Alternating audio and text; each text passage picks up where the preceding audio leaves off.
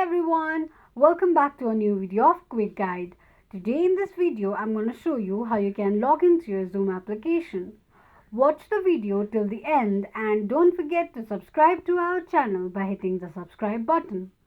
Also, press the notification bell icon so that YouTube will notify you whenever we post a new video. Now, to sign into your Zoom application, firstly open your Google search. Type in Zoom sign in and make a search. Tap on the sign in link displayed on the screen. You will arrive on the login page of Zoom application. Enter your email address as well as password associated with your Zoom account. Recheck your password by clicking on an eye icon at the right corner of the password box. If you have forgotten your password, click on Forgot Password.